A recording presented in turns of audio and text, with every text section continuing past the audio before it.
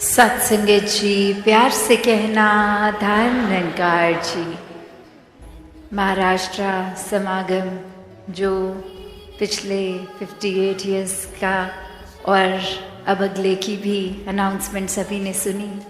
ये तीसरा दिन जहाँ पिछले 2 दिनों में वो रूप चाहे एक संदेश के बदलते रहे कि ये एक स्पीच है, कविता है, गीत हैं, अभंग हैं या कोई और माध्यम, और वो किसके द्वारा हो रहा है। वो शरीर तो एक बच्चे का भी हो सकता है, बुजुर्ग का भी, नौजवान का भी। तो संदेश तो इस इंसान को ही दिया है और वही संदेश है जो युगों युगों से, ये कोई भी धर्म ग्रंथ खोल के देखें, किसी भी संत का जीवन देखें तो जो संदेश है कोई नया संदेश तो नहीं, बस मानव को मानवता की राह पे रहने का संदेश।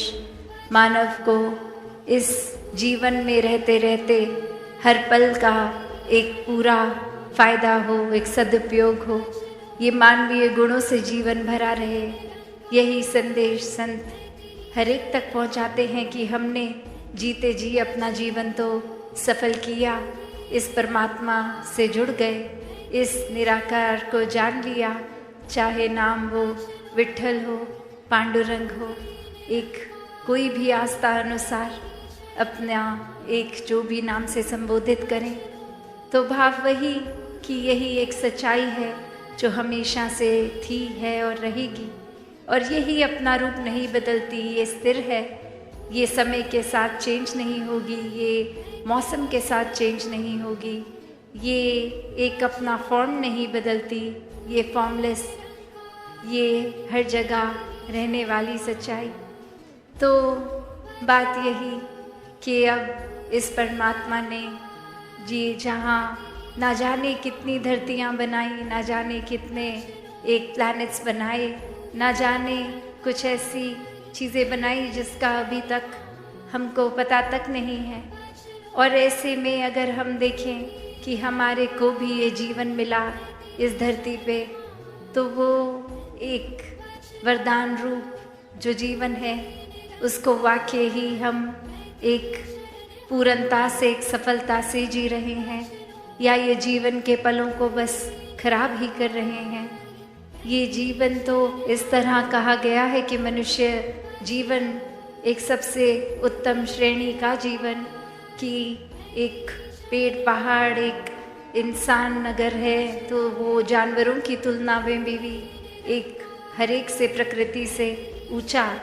और ये एक ऊंचा क्यों, बाकी भी योनियों में देखें तो भूख लगती है तो खाना खाते हैं, पशु पक्षी भी एक सोते भी हैं, एक परिवार का पालन पोषण भी करते हैं। कुछ स्पीशीज़ को देखा जाए तो कैसे वो भी बहुत कम्युनिटी बेस्ड होती हैं कि अपनी वो एक झुंड में ही ट्रैवल करते हैं।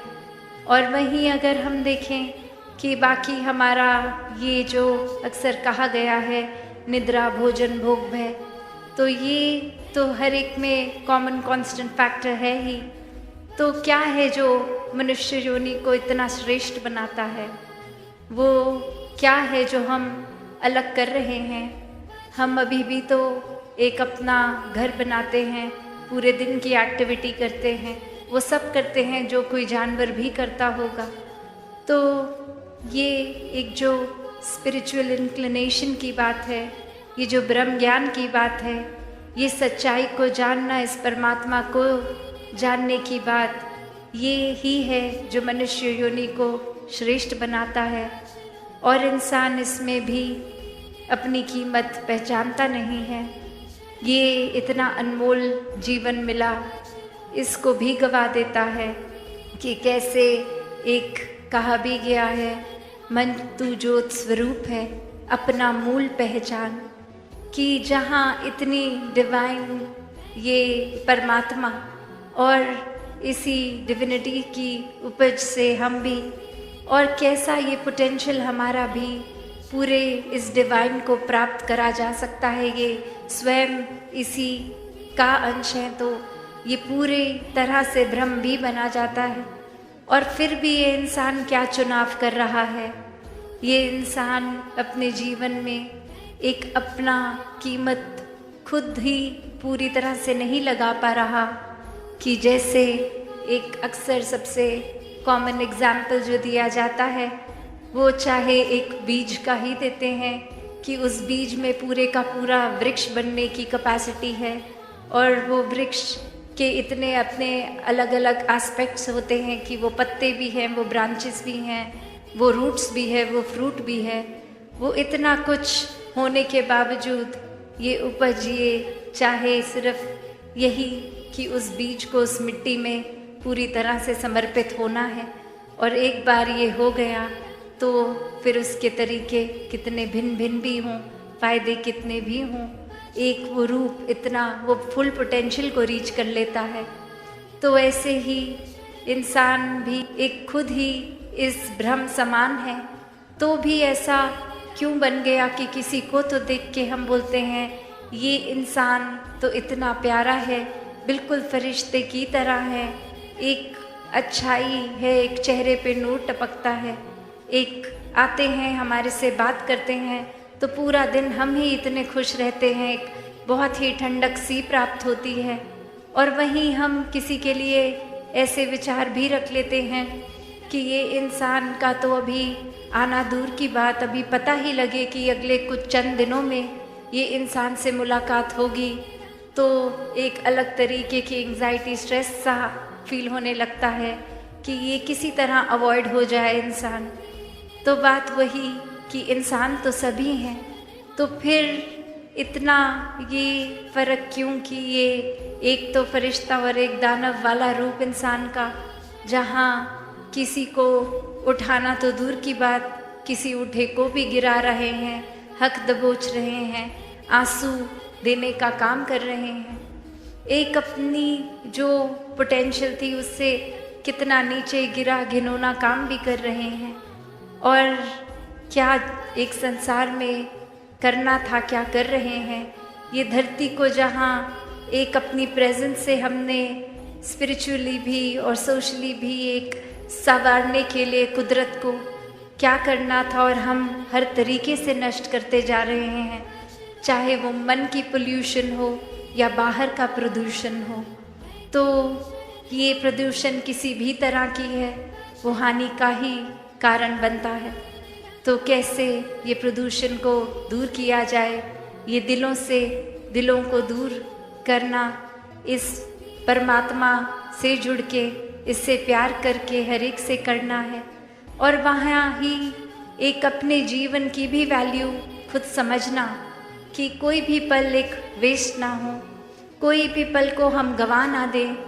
एक रूप अगर एक कहानी में भी ये समझें कि एक भिखारी जो हर समय पूरा जीवन भीख ही मांगता गया, और अब एक दिन उसकी भीख मांगते मांगते जब मृत्यु हो गई तो वो वहीं सड़क किनारे शरीर उसका और वो कटोरा जिसमें कुछ चंद सिक्के, और ऐसे ही कोई जाता हुआ जब देखता है और वहाँ पे क्या देखता है कि वो कटोरा ही अपने आप में बहुत कीमती किसी धातु का बना हुआ, मान लीजिए सोने का बना, और अब वही ख्याल कि ये एक गरीबी में जीवन जीते हुए, और जहाँ वो पोटेंशियल था शुरू से कि ये चाहे एक इतना कीमती सिर्फ अपने बर्तन को ही बेच लेता तो ही कितना कुछ हासिल हो जाता, और ये आराम की जीवन को जी सकता था, कि ये उस बर्तन का ही अपने आप में मोल कितना, और उसको इस्तेमाल उस चीज़ के लिए नहीं किया जा सकता था, उससे सिर्फ एक ये कुछ ही चंद पैसे के लिए यूज़ किया गया।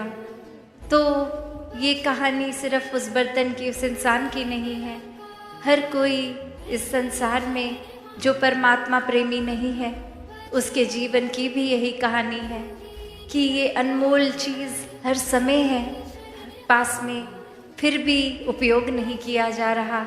उपयोग तो क्या, ये परमात्मा का सहारा भी सिर्फ तभी लिया जा रहा है जब हमें या तो कोई शारीरिक कष्ट है या कोई परिस्थिति लग रहा है किसी माया रूप में कि अभी कोई धन दौलत की कमी हो गई है तो परमात्मा को याद कर लें, कोई हालात घर के बिगड़ गए हैं, कुछ मन मुटाव हो गए हैं तो परमात्मा को याद कर लें, कोई शारीरिक कष्ट हैं तो दर्द दूर हो जाए परमात्मा को याद कर लेते हैं।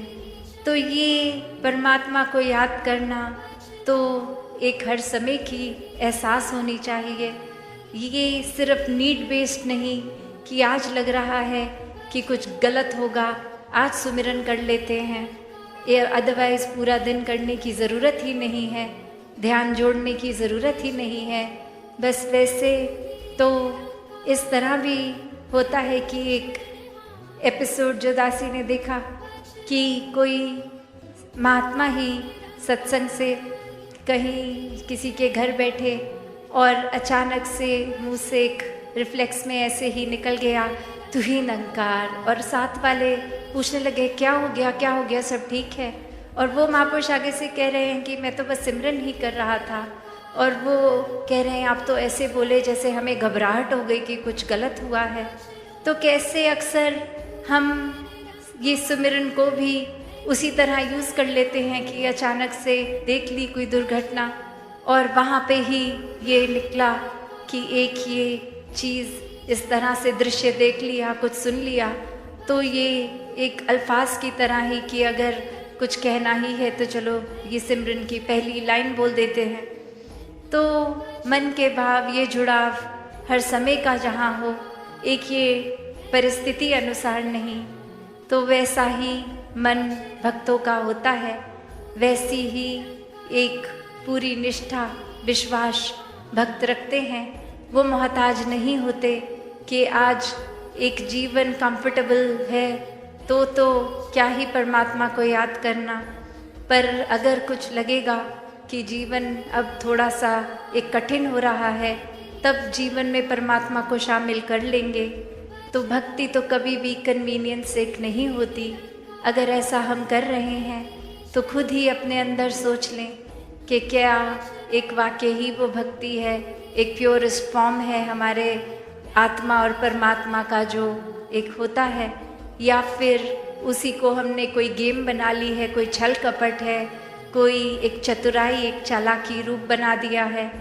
एक खुद को कन्विंस कर रहे हैं कि चलो अगर दिन में हम वैसे बहुत नाइफ हैं, हम या तो कुछ एक चतुर चालाकियाँ से अपना बिजनेस इत्यादि लोगों को मैनेज कर रहे हैं, तो परमात्मा को भी ऐसा ही कर लेंगे, एक कुछ 2-4 अच्छे काम कर लेंगे और फिर ये परमात्मा का नाम भी ले लेंगे। हमें भी सेटिस्फैक्शन हो जाएगी कि चलो ये नाम ले लिया। और ये बुरे कामों पे एक, जैसे हम अक्सर किसी दिन बहुत ज़्यादा मीठा या कुछ ऐसा खा लेते हैं तो उस दिन होता है कि चलो आज गर्म पानी पी के सो जाएंगे, कुछ मोटापा घट जाएगा। तो ऐसे ही लगता है कि चलो इतना कुछ आज के दिन में गलत कर लिया है, तो फिर एक वो परमात्मा का नाम लेने से ही कुछ तो हमने अच्छी चीज़ कर ली, probably good deed of the day समझ के ही परमात्मा का नाम ले लें, तो वो भी फिर नाम ही लेने तक सीमित रह जाता है। वो भाव तो एक बने ही नहीं। वो तो एक जैसे फायर फाइटर होते हैं कि आग लग गई तो आग बुझाने का काम है, वैसे ही पता है कि कुछ गलत कर दिया है, अब एक कुछ अच्छा कर लेते हैं, नाम ही ले लेते हैं। और ये सुनने वाले को क्या पता कि वाकई ही मैं प्रभु प्रेमी हूँ भी, या फिर सिर्फ एक कोई और वजह से अपने वेस्टेड इंटरेस्ट किसी लालच से एक नाम ले रहा हूँ। वो मेरी भी सेटिस्फैक्शन हो गई और देखने वालों को भी लगा कि ये इंसान बहुत अच्छा है, प्रभु प्रेमी है। तो कैसे अपने जीवन में ये परमात्मा को हमने अगर पूरी तरह से नहीं समझा, ये निराकार अपने आप में ये एंटिटी जो एक इतनी पावन हर जगह कायम दायम रहने वाली, इससे अगर जुड़ भी गए तो भी एक अपने मन को हम करप्ट करने के साधन ढूंढ लेते हैं, चाहे वो छोटी छोटी चीज़ों पे अभिमान कर लेना, या फिर वो कोई अपनी बोली भाषा में भी वो दिखना कि कुछ खुद ही कारण बना के सोच लिया कि मेरे तो कपड़े इतने और मेरे आसपास वालों से मेरा ड्रेसिंग सेंस बेटर है, या फिर एक मैं खाना बहुत ही अच्छा खाती भी हूँ, परोसती भी हूँ, या कोई भी एक छोटे से छोटे रूप में भी ये अहंकार आ जाता है। कोई बहुत बड़ी रावण वाली हालत नहीं कि कोई इतना कुछ हासिल है, इतनी धन दौलत है तो वो अभिमानी नहीं, वो तो एक निर्धन जो के पास बिल्कुल भी धन ना हो, अभिमान तो वहाँ भी जाग जा सकता है। कोई राजा मात्र धन दौलत नहीं होनी चाहिए, सिर्फ अभिमान का क्राइटेरिया वो नहीं है।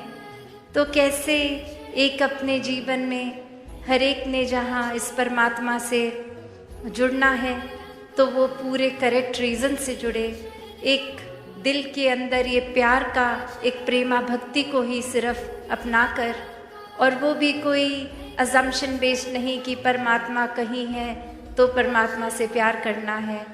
वो हर समय साथ देखकर, सामने देखकर परमात्मा अंग संग हर पल में परमात्मा के एहसास में रहकर परमात्मा से प्यार करना, इस ब्रह्म ज्ञान द्वारा ये परमात्मा को देखकर ही इससे प्यार करके हर पल जीवन को जीना। और ऐसे ही जो अपने जीवन को संवार लेते हैं वो अपने पल पल में फिर चाहे वो कुछ भी करते हैं वो अपने आप में शिक्षा ही होती है। वो खुद भी इस ब्रह्मांड के कण कण से शिक्षा लेते हैं और उनके जीवन ना जाने और कितने जीवन और कितने इंसानों के लिए प्रेरणादायक हो जाते हैं। कोई भी एक संत और भक्त इसलिए भक्ति नहीं करता कि हमारी भक्ति की वजह से हम पॉपुलर हो जाएं, एक प्रसिद्ध हो जाएं, कोई हमारा नाम ऐसे अच्छे से ले। नहीं, भक्तों को तो सिर्फ दुनियावी रूप किसी चीज़ का एक मतलब ही नहीं है। वो चाहे महलों में भी रहते हों या झोपड़ी में भी रहते हों, एक प्रायोरिटी, एक हर समय एक जिसको प्राथमिकता दी वो परमात्मा को ही दी, हर परिस्थिति में दी। एक कुछ भी मन में ऐसा नहीं आया कि गलत है या फिर परमात्मा कुछ गलत कर रहा है। जिनको पूरा विश्वास होता है उनको ये भी पता होता है कि इस निराकार ने तो कुछ कभी गलत करना ही नहीं है। ये हमारा ही नज़रिया है जो गलत और सही की अपनी डेफिनेशंस अपनी कन्वीनियंस से बना लेता है।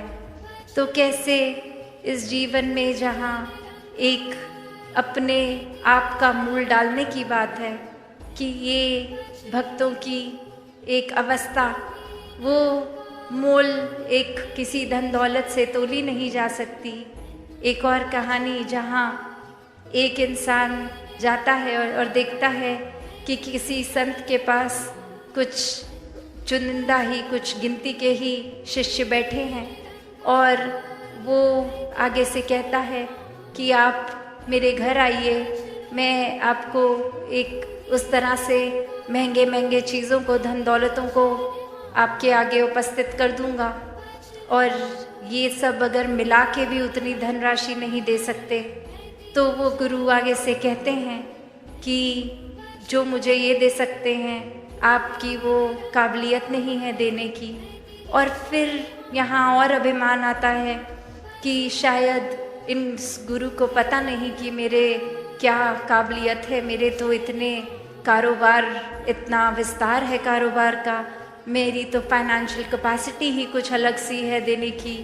और फिर वो और अपनी बात को स्ट्रॉन्ग रखते हुए समझाते हैं कि आप घर तो आइए, मैं आपको इतना धन दौलत दूंगा जो आपके सारे शिष्य मिलके भी 3-4 सालों में नहीं दे सकते। और आगे से गुरु कहते हैं मैं आपके घर तो आ जाऊंगा, पर आप मेरी बात नहीं समझ रहे, आप वो दे ही नहीं सकते जो मेरे शिष्य मुझे दे सकते हैं। और फिर ऐसे ही होता है, घर जाकर भी वो भेंट रूप स्वीकार नहीं होती। और अब वो इंसान पूछता है कि क्यों, ऐसा क्या है। और वो एक यही बात समझाते हैं कि ये तो भक्ति है, ये प्यार है, ये विश्वास है, ये श्रद्धा है, ये एक हम्बल होके एक पावन एक रूप है। ये अहंकार रूप या किसी धन दौलत की तुलना तो इससे हो ही नहीं सकती। आपकी वो क्षमता ही नहीं है देने की जो ये प्यारे संत दे देते हैं। तो ऐसे ही भाव कि इस भक्ति में कोई धन दौलत का रूप, चाहे वो एक आर्थिक अवस्था बहुत स्ट्रांग हो, तो भी मन इस परमात्मा से जुड़ सकता है। और अगर उतनी लग्जरियस लाइफ नहीं है, एक छोटा सा ही घर है, तो भी भक्ति उतनी ही स्ट्रांग हो सकती है। तो अक्सर इंसान वो पैरामीटर्स अपने बना लेता है कि ये चीज़ अचीव हो जाएगी तो भक्ति करेंगे, वो चीज़ हो भी जाती है अचीव तो एक नया टारगेट सेट हो जाता है। तो ऐसे इस परमात्मा को एक इग्नोर कर दिया जाता है कि अब लगता है कि हाँ, हमें लग रहा था ये चीज़ की अचीवमेंट के बाद हम एक ध्यान परमात्मा में लगा लेंगे, पर अब कुछ और चाहिए, ये भी हासिल करना है, वो भी। तो फिर एक जीवन ने तो अचानक से कभी भी ख़त्म हो जाना है। ये एक मोल अपना जीवन का इतना सस्ता ना लगाएं, हर श्वास की कीमत डाल लें। अभी से जितने भी और सांसें हैं इस परमात्मा के प्यार में लगें, और ये करते करते फिर ये भी रियलाइज़ होता है कि ये भक्ति में हम अंदर से ही इतने स्थिर हो गए हैं, इतने काम हो गए हैं कि कुछ भी फिर ये तंग दिल्ली वाला रूप एक ये छोटी एक नज़रिए से फिर हम लिमिटेड नहीं हैं, इस निराकार से जुड़ गए। तो आज भी जो बार बार सुन रहे थे बीइंग बाउंडलेस, ये विस्तार असीम की ओर, ये परमात्मा असीम है, और हम अपना दिल, नज़रिया, सब कुछ, ये ब्रॉड माइंडेडनेस एक अपने दिल को भी विशाल करते जाएंगे। तो ये विशाल परमात्मा से जो जुड़ गया वो खुद ही असीम हो गया। इस शरीर की तो एक है रुकावट, एक कन्फाइंड एक बॉडी है तो है वो, पर एक आत्मा इस परमात्मा का अंश, और वहीं वो बात कि ये डिवाइन है आत्मा, इसको पूरी तरह से अपने पोटेंशियल इस ब्रह्म की तरह भी एक जीवन में जी सकते हैं। और वहीं हम जीवन को कितना तंग कर रहे हैं, खुद को ही तंग कर रहे हैं, अपनी ही कुछ विचारधारणाएं बना ली जिसमें खुद ही फंस गए हैं। एक खुद ही अपनी जो भी हासिल किया है जीवन में, जो कोई उपलब्धियां हैं, डिग्रीज़ हैं, एक काम में कोई कला है, कोई हॉबी है, उसको इतना सब कुछ ही मान लेते हैं। घर बार परिवार कुछ भी हो, वो रूप तो माया का ही है, आज है कल नहीं होगा। कोई एक अगर हम उदाहरण भी देखते हैं, कोई अपनी जवानी में इतना एथलीट के इतने सारे मेडल्स, और बुढ़ापा आते ही वो व्हीलचेयर पे कन्फाइंड है या फिर एक बेड रिडन भी हो जाते हैं। तो वो रूप एक समय तो ऐसा कि वो बल इतना, एक बुद्धि इतनी, और वहीं बुढ़ापे तक कुछ ठीक से याद भी नहीं। तो अपने जीवन के हर पल को मोड़ में डालें, किसी के इस परमात्मा से मिलने की एक ये क्यूरियोसिटी, इच्छुक होना, ये जो रूप है भक्ति का भी, कि ये एक सिर्फ जिज्ञासा ही होना, यहाँ भी किसी भी उम्र के पड़ाव में हो तो वो मुबारक है कि वो चाहे बाल अवस्था में, भक्त प्रहलाद वाली उम्र, या फिर नौजवानी में हो या बुढ़ापे में, जब भी है ये एक अपने अंदर सोच के कि ये निराकार से रिश्ता बना लिया जाए और परमात्मा को पहचान के देख के अंग संग हर समय इसी में रहा जाए। फिर फर्क नहीं पड़ता कि पूरे बहुत सारे साल हैं जीवन के और बचे हुए, या बहुत चंद ही लम्हे हैं। ये ब्रह्म ज्ञान द्वारा अपने जीवन को हर कोई संवार सकता है।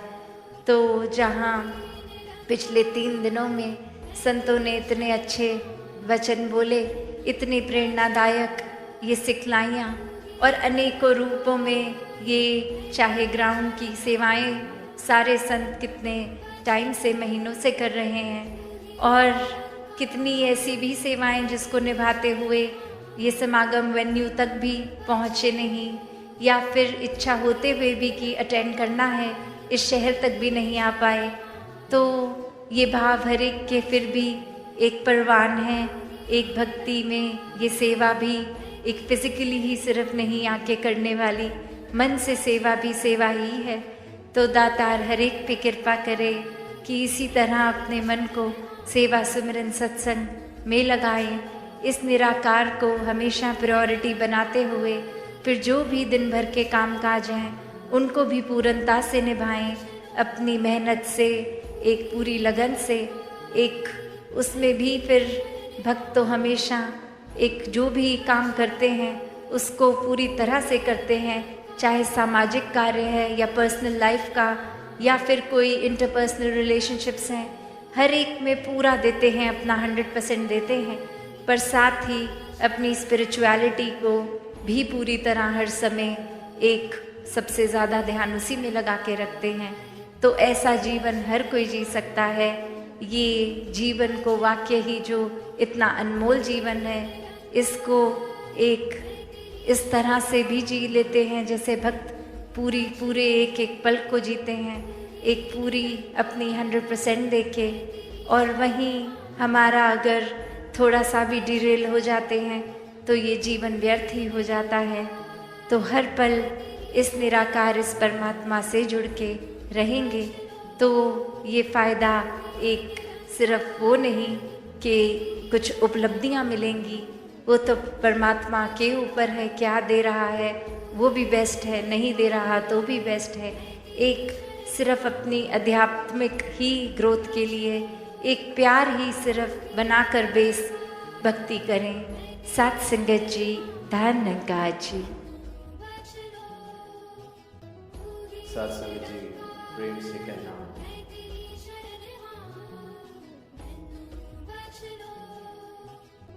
आज इस मैदान में संत महापुरुष एकत्रित हुए हैं, महापुरुषों की वाणी श्रवण कर रहे हैं।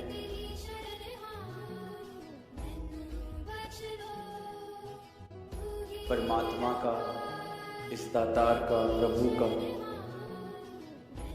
यशोगान हो रहा है। अपने जीवन के अनुभवों को साझा किया जा रहा है। ये आवाज दी जा रही है कि ये परमात्मा सद्गुरु की कृपा से हमें प्राप्त हुआ है, और इस प्राप्ति के बाद जो जीवन में घटित हुआ है, जो नज़र बदली है, जो इस नज़र बदलने के बाद नज़ारे बदले हैं, जो जीवन में स्थिरता आई है, आनंद आया है,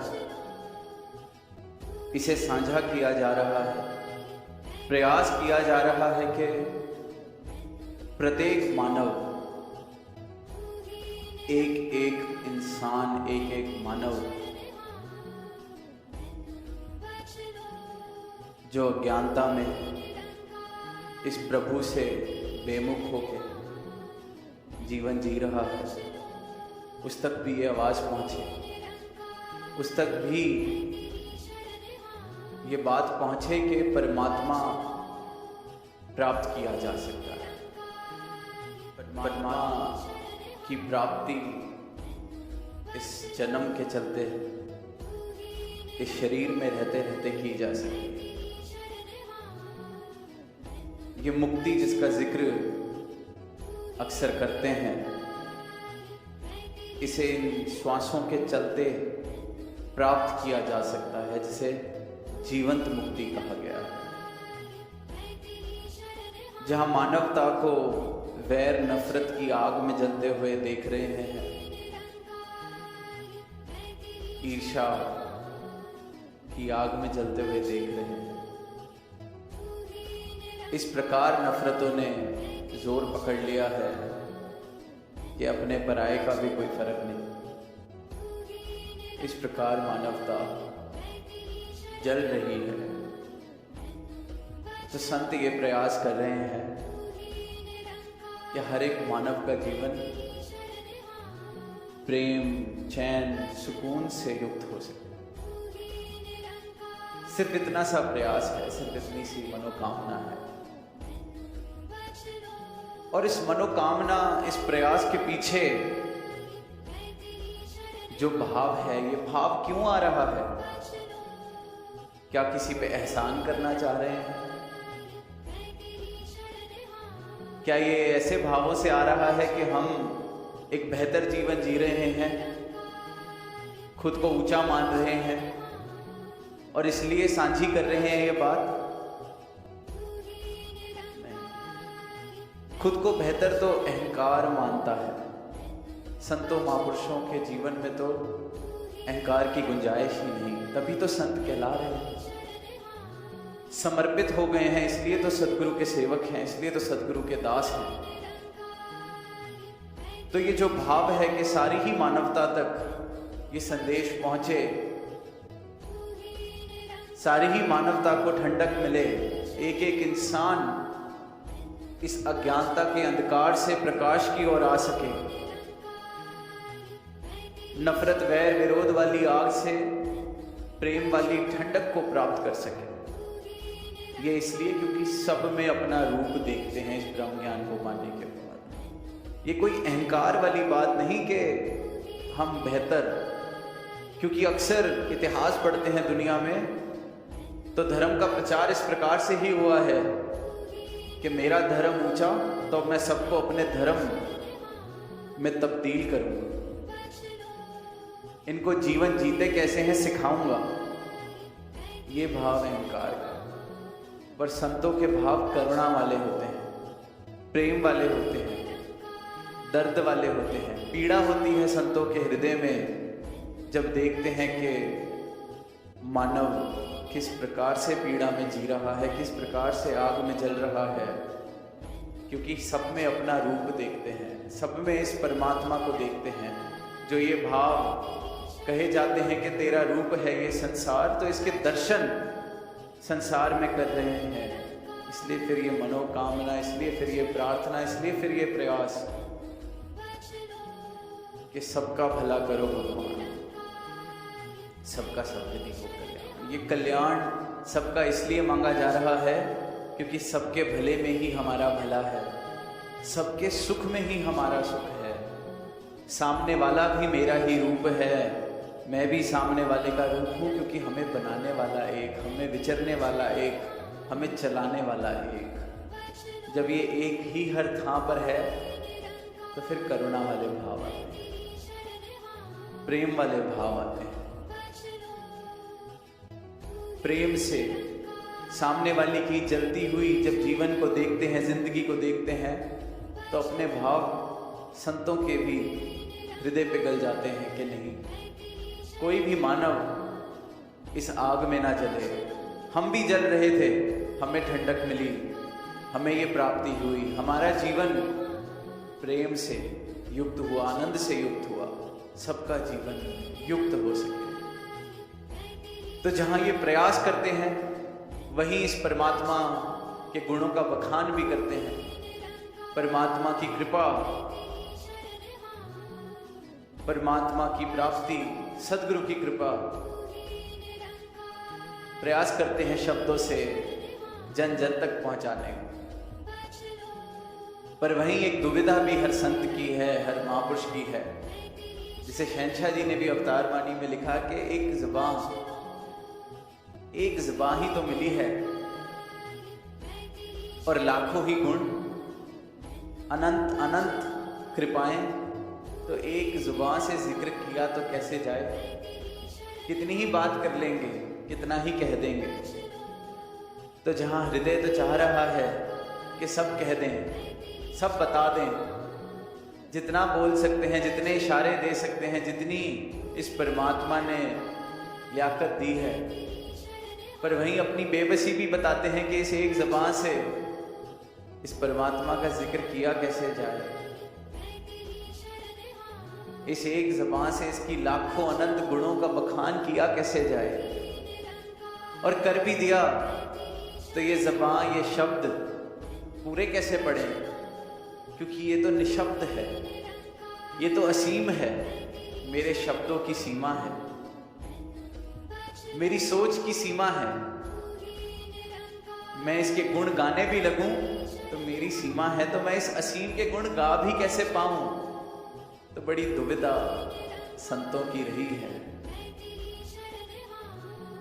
प्रयास करते हैं और हर प्रयास के बाद सोचते हैं और कहते हैं कि कहना तो चाहा पर कह नहीं पाए, क्योंकि कहा जा ही नहीं सकता। इस अनंत का बखान मैं कैसे करूं, इस निराकार को मेरे शब्द आकार में कैसे बांधें, बांध ही नहीं सकते। इसलिए तो निरंकार है, निराकार है। मेरे शब्दों की भी सीमा है, आकार में बंध जाते हैं। तो ये प्रयास करते हैं, इशारे करते हैं, अरदास करते हैं कि हे प्रभु कृपा कर, हर एक के जीवन में इस प्रकार बस जा कि तेरा अनुभव हो सके। इसलिए बार बार कहा जाता है कि ये परमात्मा अंदाजों का विषय नहीं है, अनुमानों का विषय नहीं है, कि किसी के हमने शब्द सुन लिए तो अपना अनुमान बना लिया कि अच्छा ऐसा होता हो, अपना अंदाजा लगा लिया। अच्छा असीम, तो जिसकी जितनी क्षमता है असीम को सोचने की, किसी के लिए ये मैदान असीम हो सकता है कि वाह कितना विशाल मैदान, असीम, जहां देखो ये मैदान फैला हुआ है। किसी के लिए पंडाल असीम हो सकता है, जहां तक नजर जा रही है ये पंडाल ही दिख रहा है। किसी के लिए ये शहर, इसका फैलाव असीम हो सकता है। सिर्फ मेरे असीम बोल देने से बात कैसे पूरी हो, सामने वाले की जो सोच है उसके लिए असीम का क्या मतलब है, वो उस हिसाब से अंदाजा लगाएगा। इसलिए दास बार बार कहता है परमात्मा कोई अनुमान या अंदाजे का विषय नहीं, ये तो अनुभव की बात है, प्राप्ति की बात है। और सदगुरु भी यही अवस्था बख्शते हैं कि अंदाजे छोड़ो, वरना तो हर एक इंसान जैसा उसको संस्कार मिले, जैसा वातावरण मिला, उस हिसाब से परमात्मा के अनुमान लगाता है। मुझे संस्कार मिले, मुझे वातावरण मिला जहां परमात्मा को कहा कि ऊपर आसमान में बैठने वाला है, तो मेरा अंदाजा कहता है परमात्मा ऊपर बैठने वाला है। मुझे संस्कार मिला, मुझे वातावरण मिला, परवरिश मिली कि परमात्मा आकार में रहने वाला है, मूरत तीरथ में रहने वाला है, तो मेरा अंदाजा हुआ, मेरा अनुमान हुआ कि परमात्मा मूरत में बसता है, आकार में बसता है। मुझे संस्कार मिला, वातावरण ऐसा मिला कि परमात्मा फलानी चार दीवारी में बसता है, मेरा अंदाजा वही होगा। इसलिए परमात्मा अंदाजे का विषय नहीं है, अंदाजे सबके अपने अपने हो सकते हैं। एक छोटा सा उदाहरण लेते हैं। आज मौसम थोड़ा गर्मी का है, कोई फोन करके पूछेगा जब सत्संग खत्म होगा मौसम कैसा था, सब कहेंगे गर्मी थी। अब जिसने तो गर्मी महसूस की है वो समझ जाएगा गर्मी क्या होती है। उसे बताया जा सकता है दिल्ली जैसी गर्मी है, पंजाब जैसी गर्मी है, चंडीगढ़ जैसी गर्मी है। अब कोई दूर देश में बसता है जिसकी गर्मी ही 25 डिग्री 26 डिग्री होती है, उसको भी फोन करके कहा जाए गर्मी है, वो कहेगा हमारे यहाँ भी गर्मी पड़ती है 25 डिग्री 26 डिग्री 28 डिग्री। और कभी वहां जाने को मिले तो दिल्ली वाला पंजाब वाला तो आनंद में घूमे, कितना अच्छा मौसम है, और 25 डिग्री 28 डिग्री वाला कहेगा बहुत गर्मी है, बहुत गर्मी है। अंदाजा, अनुमान, मेरे लिए गर्मी ये है, 28 डिग्री 30 डिग्री मेरी गर्मी है, और यहाँ 50 डिग्री गर्मी है। कितना अंतर है। जहाँ ठहर लिए, जैसे संस्कार मिले, जहाँ जन्म मिला, जहाँ स्थान मिला, उस हिसाब से जिंदगी, जीवन, ये आसपास जो घट रहा है, हमारा अपना संस्कार बन जाता है, हमारा अपना इस जीवन को देखने का तरीका बन जाता है, अनुमान बन जाते हैं। मेरी लिए गर्मी ये, सामने वाले के लिए गर्मी ये। और यहाँ ठंड, 2 डिग्री ठंड पड़ जाए, कई महापुरुष रहते हैं -40 डिग्री में, उनके लिए वो ठंड है जहाँ रह रहे हैं। इसीलिए देखते हैं कि जहाँ जन्म हुआ, जो संस्कृति मिली, जो वातावरण मिला, इंसान अपने अनुमान बना लेता है, अपने रहने सहने के ढंग बना लेता है। पर सतगुरु आके यही भ्रम दूर करते हैं कि बेशक तेरे लिए गर्मी कुछ और मायने रख सकती है, तेरे लिए रहने सहने का ढंग, खाने पीने का ढंग, कपड़े पहनने का ढंग कुछ और हो सकता है, पर एक ये जो सत्य है, एक ये जो परमात्मा है, एक ये जो अविनाशी है, ये 28 डिग्री में भी ऐसा है, ये यहाँ 40 डिग्री में भी ऐसा है, ये दिल्ली में भी ऐसा है, पंजाब में भी ऐसा है। ये आद सच है, जुगाद सच है भी सच, नानक होसी भी सच है। यही सच है क्योंकि बदलता नहीं है, अनुमान नहीं है। जिसने पाया है एक जैसा पाया है, एक जैसा फिर बखान किया है। हो सकता है कोई कहता हो दयावान है, परमात्मा दयालु है। कोई कहता है परमात्मा नायक है, हिसाब करता है। सबके अपने अपने अनुभव हैं परमात्मा के साथ। हो सकता है सब बिल्कुल ठीक कह रहे हों, पर सबकी बात अधूरी है, क्योंकि इस पूरे का बखान इन शब्दों से नहीं किया जा सकता। इसकी सिर्फ प्राप्ति की जा सकती है, इसे सिर्फ पाया जा सकता है, इसके साथ सिर्फ एकमिक हुआ जा सकता है। और ये एकमिक होना इस जीवन में जीते जीते मुमकिन है, इन सांसों के चलते चलते मुमकिन है। अपनी मैं को मिटा दें, अपनी होंद से जो छूट जाता है, अपनी होंद को जो छोड़ देता है, वो फिर एकमिक होता है। तभी तो गोरख धंधा सुनते हैं वो गीत, तुम एक गोरख धंधा हो, क्योंकि जिसके लिए है उसके लिए हर थाम में है, हर जर्रे में है, हर पत्ते में है। जिसके लिए नहीं है उसके आगे कुछ भी लाके रख दो, उसके लिए नहीं है, हो भी नहीं और हर्जा हो। तुम एक गोरख धंधा हो। ये ऐसा गोरख धंधा है, जब तक हैं तब तक इसकी रमज नहीं समझ आ सकती, तब तक यही मेरे लिए आसमान में बसने वाला, मेरे लिए आकार में बसने वाला अनुमान है, अनुमान है। और परमात्मा अनुमान नहीं, परमात्मा प्राप्ति का विषय है, अनुभव का विषय है, एकमिक होना है इसके साथ। एक कहानी दास को याद आ रही है कि ऐसे ही एक बहुत बड़ा दार्शनिक होता है। अक्सर देखते हैं या पढ़ते हैं, दार्शनिक अनेक अनेक सवाल कि जीवन जिंदगी के विषय पे ऐसे ऐसे सवाल सोचने पे मजबूर कर दें। आओ इनका रास्ता ढूंढे, जवाब ढूंढे, शब्दों में, सोचों में इस जीवन को बांधने का प्रयास बखूबी किया जाता है।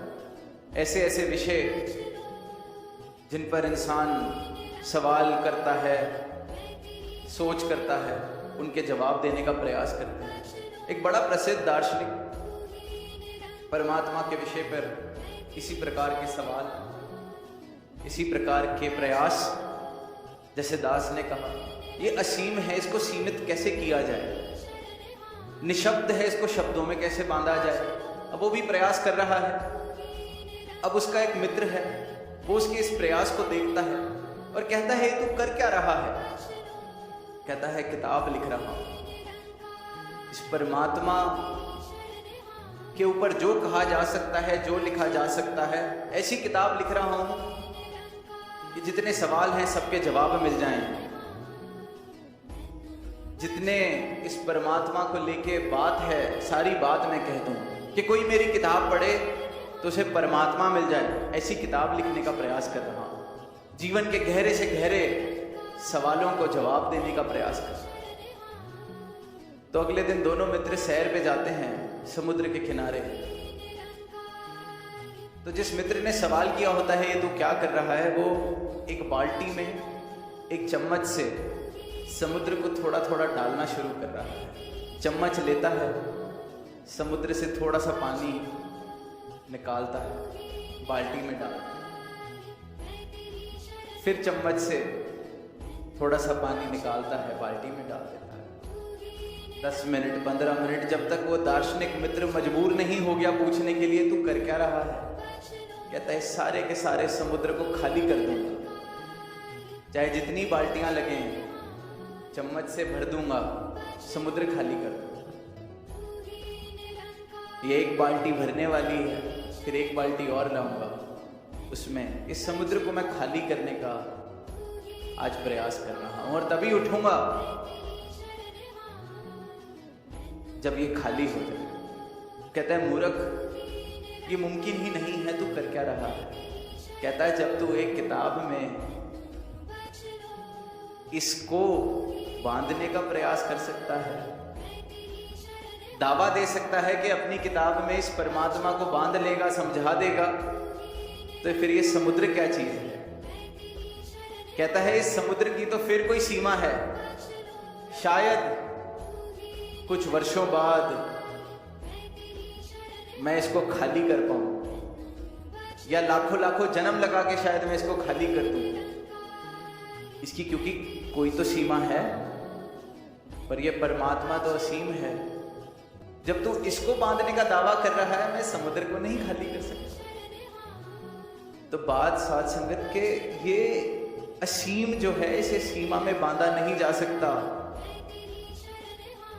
ये निशब्द को शब्दों में नहीं बांधा जा सकता। इसलिए हर संत ने ये बात कही कि सारा समुद्र स्याही बन जाए, सारी वनस्पति कागज बन जाए, तब भी नहीं लिख सकते इसके गुणगान। सारे ही एक बात कह रहे हैं, क्योंकि जिसने पाया है उसने अनुभव से पाया है, प्राप्ति की है, तो गवाही बराबर है, मिलती जुलती है, एकदम सटीक है। भाषा, कहने का ढंग, कहने का तरीका, जिस स्थान पे जिस समय में पाया उस तरीके से उस समाज के अनुसार हो सकता है, पर मरम एक, रमज एक, क्योंकि बात एक की है, प्राप्ति एक की हुई है। एक छोटे बच्चे के बारे में सुना कहीं, 7वीं 8वीं कक्षा का वो बच्चा, उसे कहा कि स्कूल में जैसे निबंध लिखने को कहा जाता है, ऐसे लिखने को कहा जाता है, तो टॉपिक था कि माँ के ऊपर, अपनी माँ के ऊपर ऐसे निबंध लिख के लाना है। सारे बच्चे लेके आए, सारा स्कूल लिख के लाया, पर एक बच्चा था, उसकी टीचर ने उसको बुलाया और कहा कि बेटा 2 साल पहले तेरा बड़ा भाई भी इस कक्षा में था, उसे भी ये निबंध लेने को कहा था, लिखने को कहा था, तेरा निबंध पढ़ा तो तेरे भाई के निबंध की याद आ गई, उसके ऐसे की याद आ गई। मैंने उसके ऐसे की कॉपी निकाली और तेरे ऐसे के साथ मिलाई, कोई फर्क ही नहीं है। तूने तो बिल्कुल लाइन बाय लाइन टिक दिया, कॉपी कर दिया, एक शब्द का हेर फेर नहीं किया, एक सेंटेंस का, एक वाक्य का हेर फेर नहीं किया, कुछ तो बदल लेता। कहता है मैडम मजबूरी है, हम दोनों की माँ ही एक है, कैसे बदल देता? अब ये परमात्मा एक है, कैसे बदल दें? जिसने पाया है इस एक की एक ही बात करेगा, तरीका जो मर्जी हो, पर जिसने प्राप्त कर लिया है, देख लिया है, उसे कोई फर्क नहीं दिखाई देता। अल्लाह कहिए, राम कहिए, कोई फर्क नहीं दिखाई देता। काशी काबा एक है राम रहीम। देखने के बाद कहा है, प्राप्ति के बाद कहा है, एक है। आप अल्लाह कह दें, आप राम कह दें, बात एक की है। तो इस असीम सत्ता को सीमित दायरों में नहीं बांधा जा सकता। इस असीम सत्ता को शब्दों में नहीं बांधा जा सकता, क्योंकि शब्द भी सीमित हैं, क्योंकि मैं सीमित हूँ, मेरे आकार, मेरी सोच, मेरी बुद्धि सीमित है, तो उसमें से निकलने वाले शब्द भी सीमित हैं। नहीं बांध सकते, नहीं बखान कर सकते, नहीं उसको जस्टिफाई कर सकते, नहीं पूरे पढ़ सकते, सिर्फ प्रयास कर सकते हैं। सिर्फ प्रयास हर एक संत कर रहा है, आवाज़ दे रहा है मानवता को, सिर्फ एक मकसद से कि मेरे जीवन में ये ठंडक आई है, आपके जीवन में भी आ जाए, क्योंकि हम एक हैं। इसीलिए हर संत ने फिर जब प्रार्थना की है तो सबके भले की, हर संत ने जब मनोकामना की है तो सबके भले की, सुख मांगा है तो सबका सुख मांगा है, फर्क ही नहीं। वसुदैव कुटुंबकम वाले जो भाव हैं, सिर्फ शाब्दिक नहीं, सिर्फ नारा नहीं, इस ब्रह्म ज्ञान की प्राप्ति के बाद, सदगुरु की कृपा के बाद जो नज़र मुझे मिलती है, फिर ये बोध बन जाता है, ये समझ बन जाती है, ये जीवन जीने का ढंग बन जाता है। तो प्रयास करना मुबारक है, क्योंकि हमारी भी मजबूरी, सबकी मजबूरी, बताना भी चाहते हैं, गूंगा गुड़ का स्वाद बताना भी चाहता है, इसलिए शब्दों का उपयोग, इसलिए प्रयास, इसलिए अपने ढंग से, कोई काव्य से, कोई गा के, कोई शब्दों का उपयोग करके, बात इस एक की, इशारा इस एक की तरफ, पर मिठास इसकी, पूर्णता इसकी सिर्फ और सिर्फ इसकी प्राप्ति से है, सिर्फ और सिर्फ इसके दर्शन से है। परमात्मा का जिक्र सारी दुनिया बेशक कर रही है और बहुत मुबारक है, परमात्मा को पूज रही है, बहुत मुबारक है, पर वो अधूरे प्रयास हैं जब तक इसके दर्शन ना हो जाए, जब तक इसकी प्राप्ति ना हो जाए। और ये प्राप्ति, ये दर्शन इस जन्म में मुमकिन है, इस मानव तन में रहते रहते मुमकिन है, इसलिए इस मानव तन का मूल है, इसलिए इसे बड़े भागों वाला कहा गया है, इसलिए इसे सर्वश्रेष्ठ कहा गया है। तो आज सुनहरा अवसर, और आज से ज़्यादा सुनहरा कोई अवसर कभी नहीं। वो जो बात कहते हैं कि जब जागो तभी सवेरा, तो दास हर बार कहता है परमात्मा का सवेरा तो हमेशा चढ़ा हुआ है, इसलिए हमारे जागने पर निर्भर है, सवेरा तो हमेशा रहने वाला है। मैं जागूं ना तब भी सवेरा रहेगा, मैं सोता रहेगा, इसलिए मेरे जब जीवन में सवेरा नहीं हो पाया। परमात्मा का सूरज हमेशा उदय है, हमेशा से उदय रहा है, हमेशा उदय रहेगा। मैं समय रहते अपनी आंखें खोलूं, मैं समय रहते जाग सकूं, अपने जीवन का मूल डाल सकूं, और इस असीम को प्राप्त करके असीम आनंद का भागीदार बनूं, असीम आनंद से जीवन को युक्त कर लूं, इसकी प्राप्ति कर लूं। प्रेम से कहना, मोहब्बत वो रूहानी ताकत है साथ संगत जी, जो दिलों को जोड़ती है, और नफरत वो जहर है जो इंसान को अंदर ही अंदर खा जाता है। जब खुदा ने हमें प्यार करने के लिए पैदा किया है, तो फिर हम इतनी ऊर्जा नफरत में क्यों जाया करते हैं।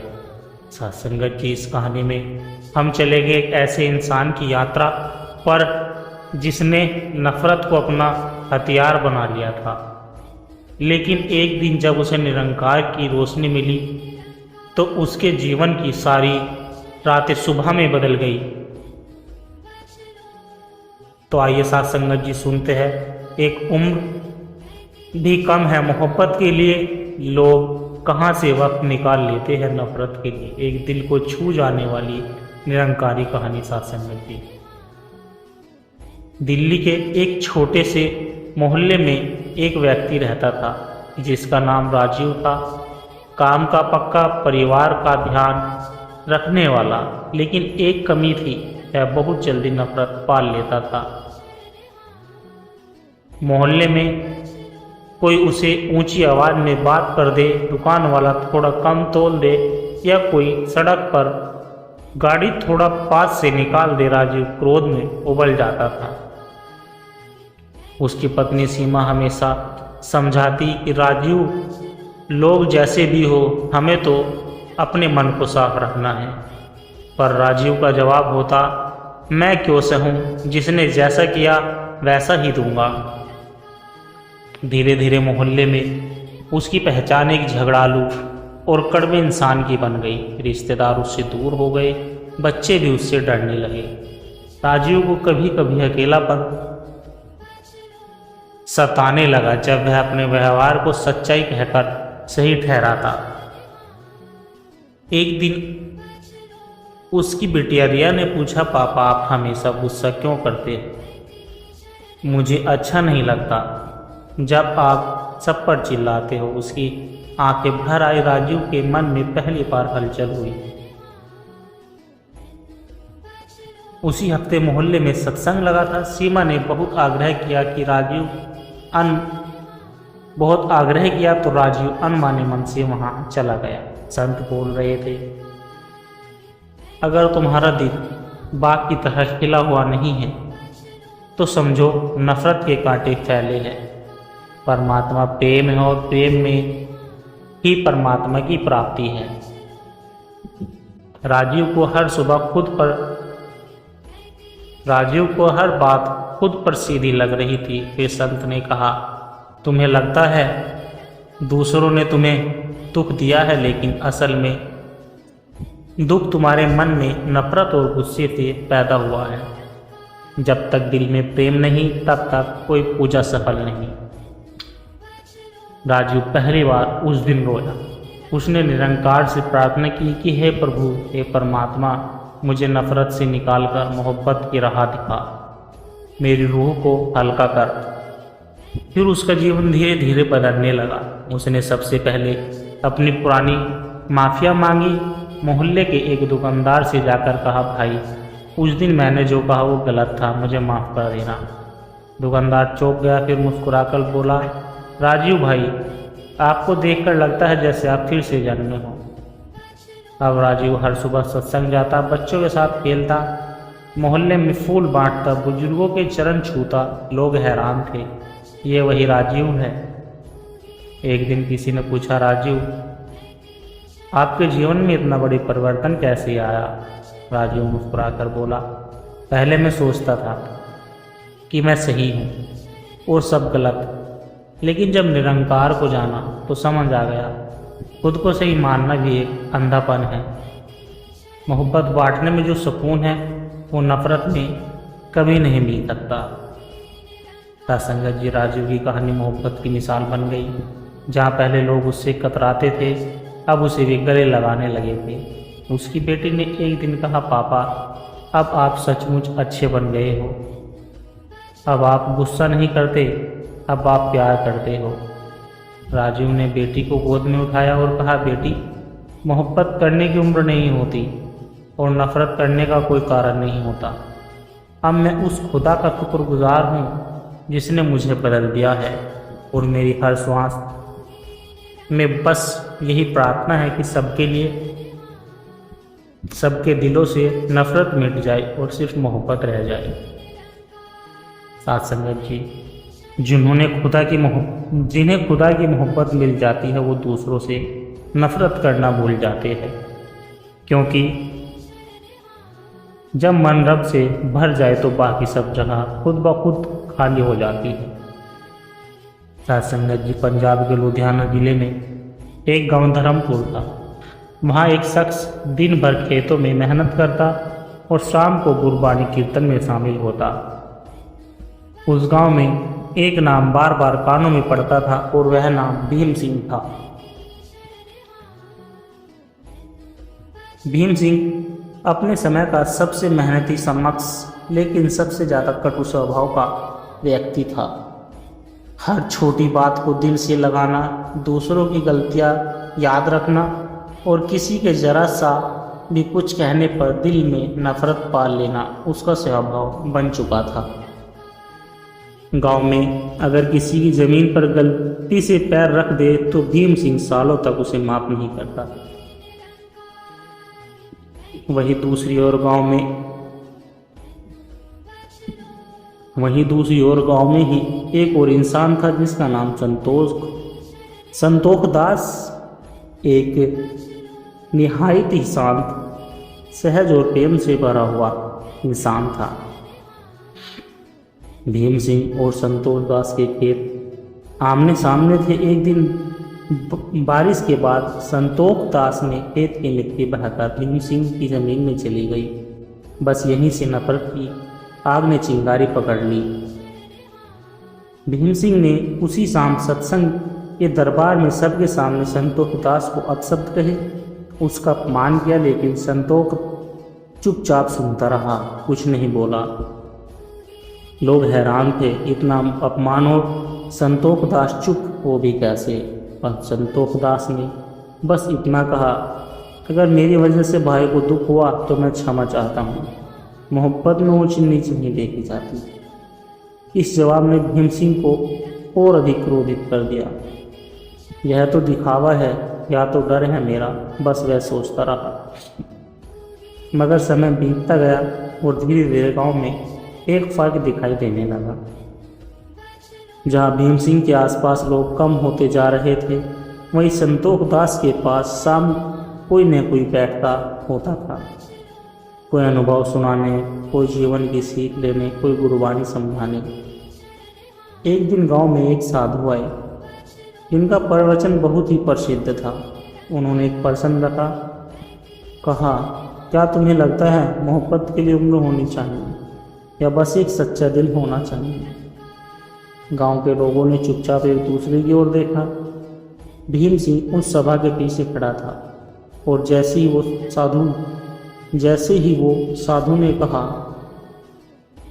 और जैसे ही वह बोला तो साधु ने कहा, नफरत रखने में समय जाता है, ऊर्जा जाती है, मन जलता है, लेकिन मोहब्बत में मन हल्का होता जाता है, उम्र बढ़ती जाती है और आत्मा भी खिलती जाती है। भीम सिंह कांप गया। उसे याद आया जब उसका बेटा छोटा था तो कैसे उसने उसे डांटकर डराया था, कैसे उसकी पत्नी हर रोज प्रेम जताती रही लेकिन सिर्फ शिकायतें ही सुननी पड़ी, और कैसे हर वो इंसान जो उससे प्रेम करता था समय के साथ दूर हो गया। उस रात भीम सिंह सो नहीं पाया। सुबह जब गांव वाले खेतों में जा रहे थे तो उन्होंने देखा भीम सिंह संतोष दास के द्वार पर खड़ा है। आंखें भीगी है, होठ थरथरा रहे हैं।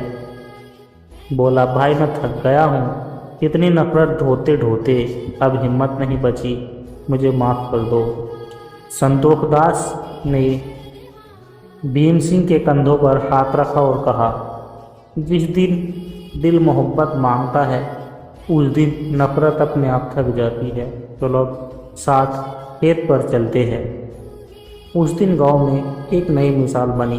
भीम सिंह ने केवल संतोष दास से ही नहीं बल्कि अपने बेटे, पत्नी, पड़ोसिया और उस खुदा से भी माफ़ी मांगी जिसे वह कभी नहीं जानना चाहता था। अब भीम सिंह सत्संग का नियमित हिस्सा बन गया था। पहले जहाँ सबके शब्दों में आग होती थी, अब वाणी में नम्रता थी। पहले जहाँ आंखों में गुरूर था, अब आंसुओं की आभा थी। एक दिन एक नवयुवक ने सत्संग में पूछा, भीम चाचा, आपको क्या मिला इतने बदलाव से? भीम सिंह ने उत्तर दिया, मुझे समय मिल गया, अब मैं मोहब्बत में जीता हूँ, वरना नफरत ने तो मेरी उम्र ही चुरा ली थी। सच कहूँ बेटा, एक उम्र भी कम है मोहब्बत के लिए। एक उम्र भी कम है मोहब्बत के लिए। लोग कहाँ से वक्त निकाल लेते हैं नफरत के लिए। सासंगत जी, अगर जीवन में मोहब्बत की जगह खाली हो रही है तो नफरत उसे घेर लेती है। अगर एक बार निरंकार को दिल में बसा लिया जाए तो नफरत की कोई जगह नहीं बचती। सासंगत जी, उत्तर भारत के एक शांत और पहाड़ी गांव मनसिला में एक साधारण युवक रहता था जिसका नाम नीरज था। वह खेती करता था, माता पिता की सेवा करता और हर दिन की व्यवस्था में खुद को खोए हुए रहता था।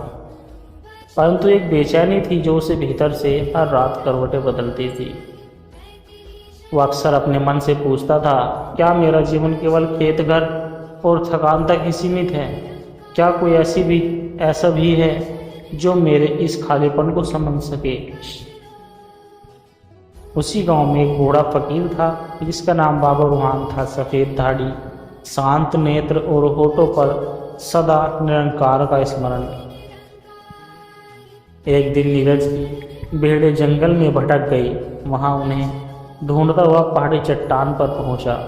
वहीं एक पेड़ के नीचे बाबा रूहान ध्यान मुद्रा में बैठे थे। नीरज ने उन्हें देखा और पहली बार उनके मन में सच्चा मौन उतरा।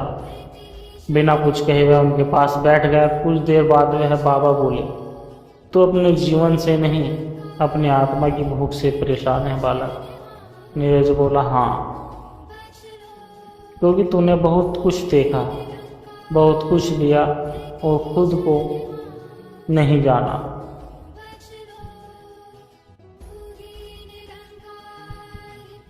बाबा रूहान ने नीरज को हर दिन एक प्रश्न पर ध्यान करने को कहा, जो कुछ इस प्रकार थे। तू कौन है? क्या तू वही है जो शरीर में दिख रहा है? जब तू सो जाता है तब तू कहाँ होता है? क्या कोई ऐसी जगह है जहाँ शांति सिर्फ बाहर से नहीं भीतर से उपजती है? प्रश्नों का सिलसिला नीरज को गहराइयों में ले जाने लगा। अब वो रातों को कम सोता, सुबह जल्दी उठकर ध्यान में बैठता और हर दिन अपने भीतर एक हल्की सी रोशनी को बढ़ता हुआ महसूस करता। एक दिन ध्यान में बैठे हुए नीरज ने अनुभव किया कि उसका शरीर जैसे धीरे धीरे मिटता जा रहा है। वह अपने आंखें था, न हाथ न पैर, बस एक अनुभूति, एक अद्भुत प्रकाश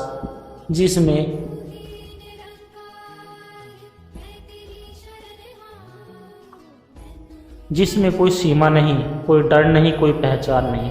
तभी भीतर से एक स्वर गूंजा, मैं तू हूँ, तू मैं हूँ, तूने मुझे बाहर ढूंढा, मैं तो तेरे भीतर ही था। नीरज की आंखों में अश्रु धारा बहने लगी। वर्षों की खोज प्रसन्न बेचैनी उस एक क्षण में उत्तर बन गई। वह दौड़ते हुए बाबा रूहान के पास पहुंचा और उनके चरणों में गिर गया। बाबा बोले, बाबा मुझे मिल गया, मुझे वो मिल गया जो खुद भी नहीं जानता कि क्या खोया।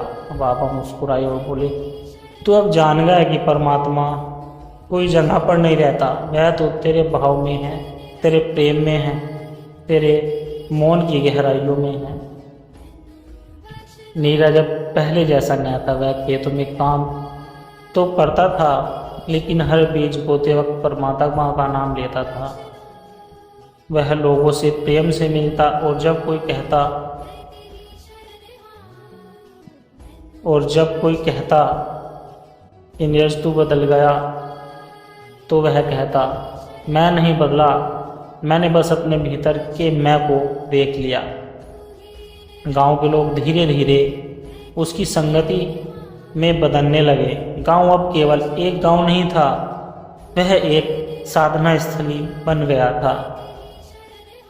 जीवन के अंतिम पड़ाव में नीरज एक दिन अपने शिष्य से कह रहा था कि जिन्हें ईश्वर बाहर मिलता है वो उसे खो देते हैं, लेकिन जिनकी आत्मा उसे भीतर पहचान लेती है वो फिर कभी अकेले नहीं रहते। सत्संगत जी आत्मा की प्यास केवल सांसारिक संसाधनों से नहीं बुझती।